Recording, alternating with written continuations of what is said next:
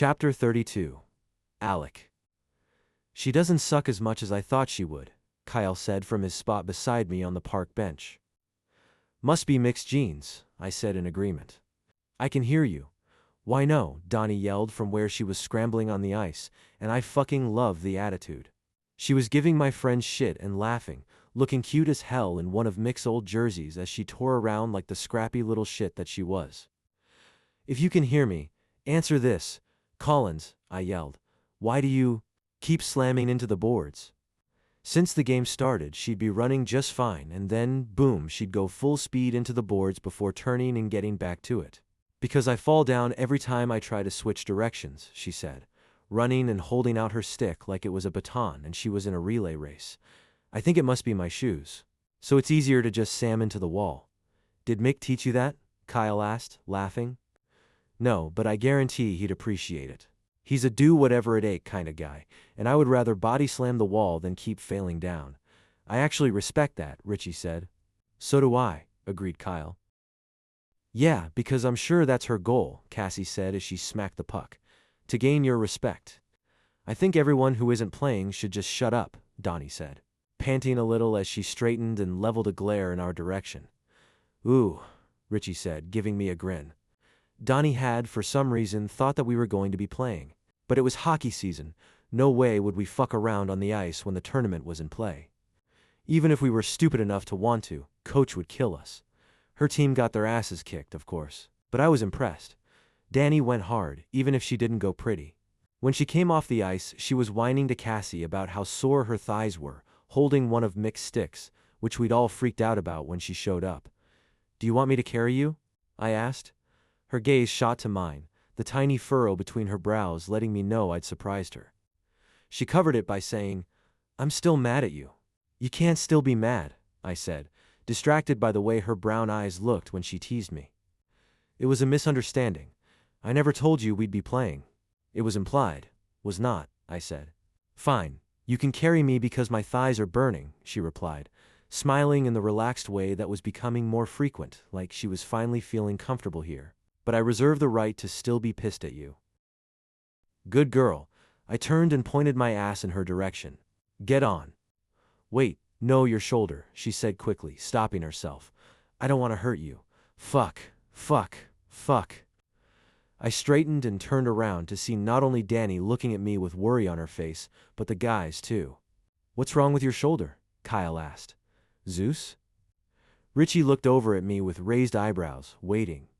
He hurt it in a game, Danny explained, and it's fine, I said, cutting her off and smiling. It's fine. No, it's not, she said, looking at me like I'd lost my mind. It's killing him _. Honey, I interrupted, very aware of the way the guys were looking at me. I might have been a little dramatic about the shoulder. Her eyes narrowed. What? I could tell she wasn't buying it, but couldn't figure out why I was. Being dishonest. You were being such a good nurse, I said, hoping she wouldn't be. Pissed at my lie. I maybe leaned into it a bit. Richie started laughing, and I just shot her a look and said, Get on. Okay, she said, handing me her stick while eyeing me suspiciously. But we're going to talk about this later. And she jumped onto my back. Must we? I asked, which made Richie laugh even harder. We must, she said into my ear, and I swear to God she touched my earlobe with her lips on purpose, sending a shiver down my spine. Devil woman, I said under my breath as I grabbed her legs, which made her giggle. Why are you keeping your shoulder injury a secret from your friends? She asked as I carried her toward my car. Don't focus on the feel of her breath on your neck. I tried, but it was impossible.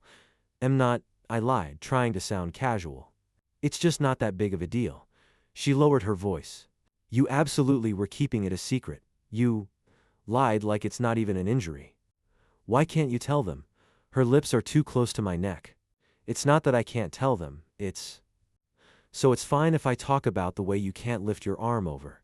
Please, let this go, I begged, glancing at her over my shoulder, glad the group had spread out during the trek to the parking lot. Please, Alec. Her eyes moved over my face. Of course, I'll keep your secret. But, you really can't tell me? She said it like it hurt her feelings, and it reminded me so much of the old her that I lost my damn mind. I set her on the trunk of my car and told her the honest-to-God truth. I don't want anyone to know about it, okay? I said quietly, reaching out a hand to adjust her my hat. It's getting better, I can tell, but if scouts or recruiters think I'm busted up, it could affect fucking everything. She blinked fast, kinda staring up at me like she was weighing my words. Everything, I repeated, desperate for her to understand. Well then, she said quietly, we're going to have to get some more patches on the way home, aren't we? I wanted to hug her, but I restrained myself. Fucking A right we are. No way. Richie looked down at my phone and started laughing as we walked around to the back of Bryce's house. His dad was ice fishing at Mill Lacs, so he was having a few people over. I didn't know Mick knew how to smile. So the picture of Danny and Mick was so fucking funny that I couldn't stop looking at it and showing it to everyone I knew, even a day later. Danny looked cute as hell, laughing in her fuzzy hat and long braids, and it felt like the perfect shot of the Danny I used to know. Normally I'd agree, I said around a laugh, but he's different. Around her. We went in the back door and straight to the basement because that was the only place we hung out when Bryce's parents were gone. And holy shit, the party was in full swing already, looking like a fucking casino with all the card games going on down there. King's Cup at the table by the laundry room, Fuck the Dealer my favorite. At Bryce's dad's bar, and some variation of beer pong on the ping pong table. Everyone not engaged in a game was standing around, talking and watching the Minnesota Wild on TV. Sleep When We're Dead was booming out of a speaker somewhere. Richie grabbed beers for everyone but me, and I'd just taken a sip of my water when Kyle said, "Oh, it looks like Danny's already here." "What?" "Over there, with Lily and Cassie." If we were in a movie, I would have done a spit take when I turned around. I followed his gaze over to the corner, and sure enough, there was my Danny, smiling at something Lily was saying while holding a red cup. And she looked fucking bought that night. Her long hair was down, her lips were red, and she was wearing a crop top under her flannel shirt that exposed a few inches of bare skin between the bottom of her shirt and the top of her jeans, bare skin that my eyes didn't want to look away from. There was nothing wild about her clothes, and she was barely wearing makeup, but to me, she looked insanely gorgeous. Because Danny seemed to be coming alive, more and more every day. She laughed as Lily spoke, and the sound of her laughter made my fingers flex. This hybrid version of Danny Collins's part who she used to be and part something new was someone I wanted. God help me, someone I suddenly felt panicked for, like I needed to get to her immediately before someone else beat me to it. I didn't even realize I was walking in her direction until her eyes met mine, like I'd made it impossible for her not to see me because I was suddenly there, in front of her. All she yelled, grinning at me and launching herself into my arms. I wrapped my arms around her waist and said into her ear, "Are you drunk, Collins?" She pulled back and gave me a flirty grin. "Just because I'm happy to see you doesn't mean I'm drunk. It usually does for me," Richie said. Richie, who I'd forgotten even existed. "But I'm assuming you've never kissed him," Sthi said, smiling at my friend like she meant it as she pulled out of the hug. "That's what bumps him from whatever to, I am so happy to see you status." Wow, she was turning it all the way up. My girl was definitely buzzed. "Gross," Richie said, but I could tell by the way he was looking at her that he was surprised she was being so outgoing. "I'll just take your word for that. By the way, I meant to tell you after the last game, Richie," she said. "Great job. I saw you smacking that stick around lots of times, so, go, hockey." He shook his head, but he was laughing when he said, "I swear to God there must have been a mix-up in the hospital. Mick fucking Bosch's offspring would never, but she does, ... And she just did," Danny said with a smirk. "And, oh, yeah, nice apple." "What?" he said, looking at her like she was nuts. "You had an assist," she said. Which in hockey is sometimes referred to as an apple. "Oh, we've got a hockey expert right here," Richie said, fully laughing with her now. "That's right, Richard," she teased, and something in my chest was warm as she messed with my best friends. I felt happy or proud or just relieved that she was finally being herself around them. "Although you didn't exactly look like an expert at the park today," Vinny said as he joined the group. "How sore are you?" Crashing into the boards so many times, I thought she might correct him on her last name, but instead she grinned like he'd complimented her and said, "Probably not as bruised as your ego after betting against me, Vincent the Flo." Lost it at that, reaching out to grab the back of her shirt and pull her a little closer as I laughed my ass off. "Funny girl," Vang muttered, shaking his head, but he was smiling. Did you tell Mick you scored? I asked, lowering my head so she could hear me while trying not to breathe because her perfume always made me drunk. Did he lose his shit? As much as my grandpa can lose his shit, she said with a laugh. I believe his response to, I scored a goal, was congratulations, but how many did you stop? Fair point though, I said. Smart man. Hey, come here, Danny said, grabbing my sleeve. Let's take a selfie. She stepped closer to me and held out her phone to take a picture. She was grinning as the phone captured us, her tucked in front of me with the party in our background. You know you can't use this because of the beer, I said, trying not to focus on the smell of her hair. Then I guess this one's just for me, she said, holding out the phone to show me the photo. I really fucking liked that picture. I liked us in that picture, and I liked her right now.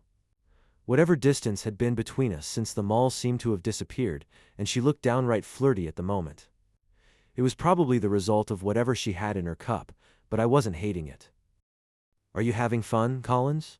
I asked, also liking the way she was still leaning back against me with her head under my chin. I am, she said with a smile in her voice, and I swallowed hard when she turned around to look up at me. I am in too fucking deep. So, Alec. She tucked her hair behind her ears and nibbled on her bottom lip, like she didn't know what to do with herself before she came up with, do you want to go watch Dumb Drink Dares? Sure, I said, knowing it was fucking stupid the way I liked how nervous she looked. Because I felt the same way and had felt that way since she'd taken off my shirt in that bathroom at the mall. The memory of her soft fingers on my shoulders wouldn't go away no matter what I did, and the crackling electricity that had been there in that tiny room had stayed with us ever since we'd left. And for the next hour, everything was pretty fucking perfect. I sat on a chair, soberly judging Dumb Drink Dares, and she sat on my lap because there weren't any other chairs. I'd be lying if I said I didn't take advantage of the opportunity, snaking an arm around her waist to pull her closer, anchoring her to me so her back was leaning against my chest. She turned her head a little to look up at me. You're kind of handsy, Zeus. Are you complaining? I asked, wondering what she'd do if I kissed the side of her neck. I'd been obsessed with that particular spot since I'd been up close and personal with it in the locker room. Her eyes roamed all over my face.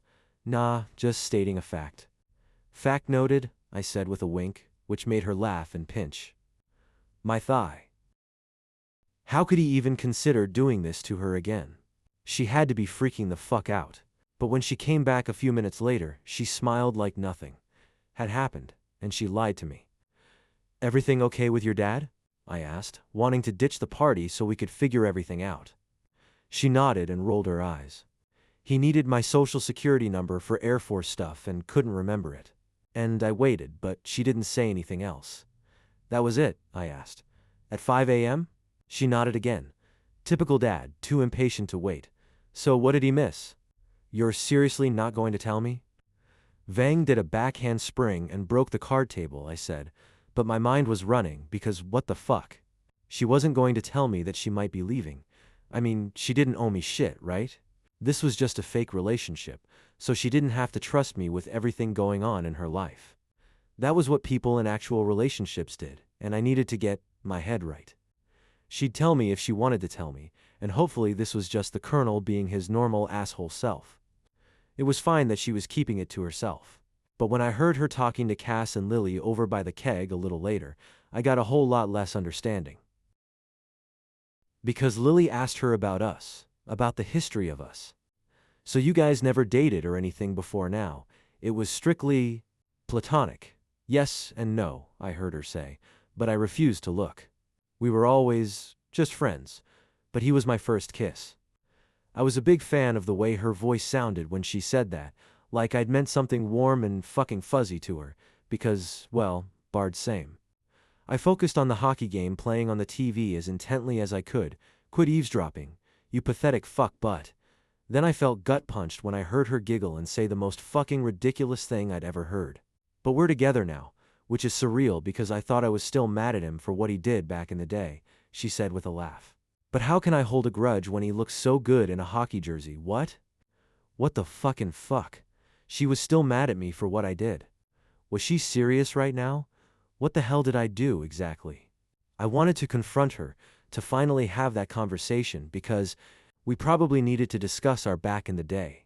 But when I casually glanced her way a few minutes later, she gave me A conspiratorial grin and a motherfucking wink. It was the smile of my partner in crime. My fellow participant in the fake dating games. She appeared to be having a blast, rewriting history while playing our game. So fuck it, I thought. Doesn't matter. She could rewrite history and keep secrets all she wanted. Hill, she wasn't my girlfriend and I needed to remember that.